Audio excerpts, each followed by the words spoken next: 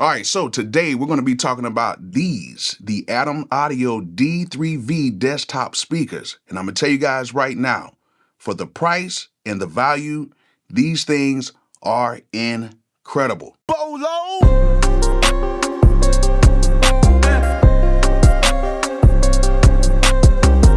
Now, before we get started, if you guys watch the whole video and you like what you see about these speakers, I will have a link in the description so you guys can go ahead and pick these up. And if you guys need anything for your studio, make sure that you go ahead and click that link in the description and head over to Zounds.com. As you guys know, Zounds has a whole bunch of stuff on the site that does not require a credit or background check. Now, it's not everything on the site, but it is a whole bunch of stuff on the site that does not require a credit or background check, meaning you can order it, they'll ship it to you, and then you can just make monthly installment payments on the items. Now, all you would just need is a credit or debit card hooked to your Zounds account, and they'll just pull the money out like that every single month. So if you guys need to get some equipment, make sure you guys go ahead and holler at my people at Zounds.com, but click that link in the description. Now, for the value and the price of these speakers, these things are incredible. You get the pair of these speakers for $300. And I'm telling you guys right now, these things sound very good. Now, I'm not going to try to be a salesman today, but I will tell you, for the value, these are some very good desktop speakers. And I'm going to be doing an audio recording using my iPhone. And I think you guys are going to be shocked to hear how these things sound even being recorded on an iPhone. All right, so let's talk about the specs. These speakers are desktop speakers. They have a 3.5-inch woofer in them, and they have that classic Adam's Audio ribbon tweeter in here. And if you guys know, like I know, that ribbon tweeter that Adam's Audio makes is a very good tweeter. Now, they say that these push out 80 watts a piece, but if you guys know, like I know, I grew up in the 90s. Well, I grew up in the car audio speaker system era. We used to have like 6 12s in the trunk, 8 6x9s, and like 20 tweeters in our cars. And we pretty much knew how to hook these cars up, and we knew that all amps are not created equally. And we also know that whenever an amplifier said that it has max power, we pretty much knew that we would have to take half of that, and then that would make the RMS power, which is the playable power, to where you can play it and kind of push it to where things don't get distorted and to where you won't mess up the speaker by playing it too loud. So in these speakers right here, when they're saying that the max wattage is 80 watts, I'm thinking that the RMS power is around about 40 to 45 watts, which that means total we'll have 80 to 90 watts of RMS power to drive 3.5-inch speakers. That is very good. Yeah, the younger guys, they don't really know about, that 90s car audio back in the day. Like, that was something special. Something special.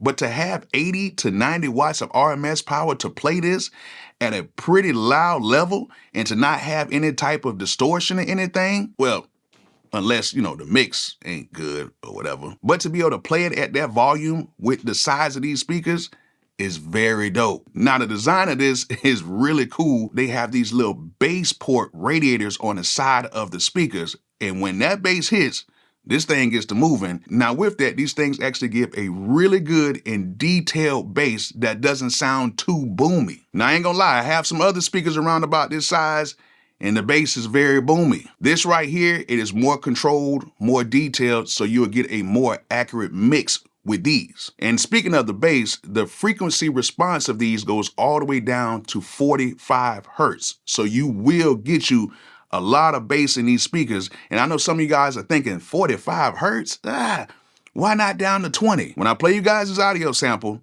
you guys will hear that you ain't got to worry about that.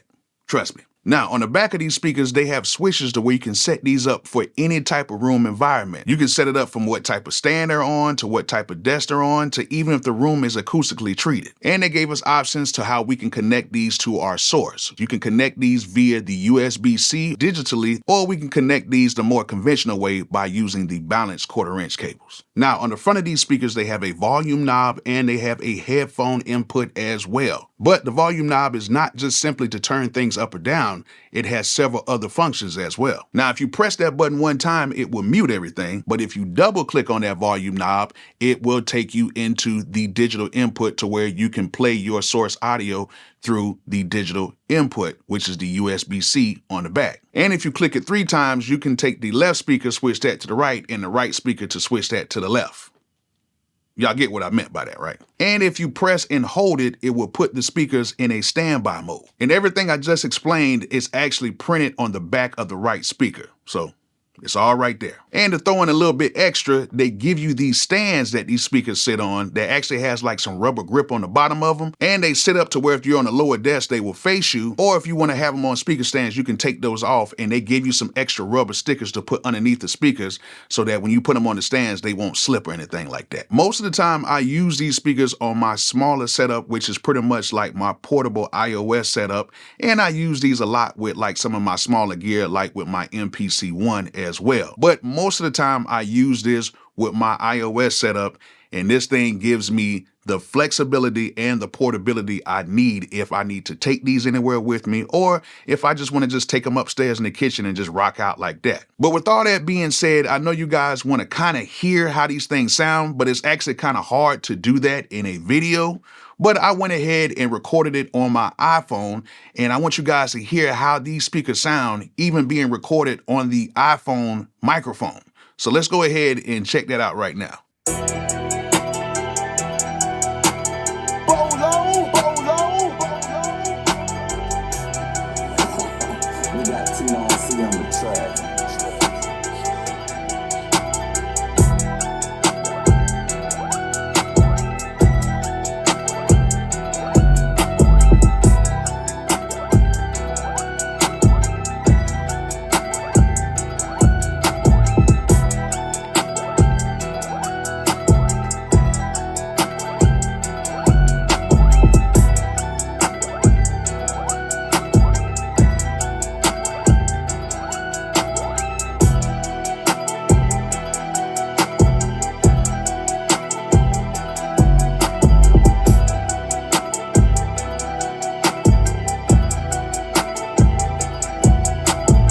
All right, that ain't sound too bad through the iPhone microphone.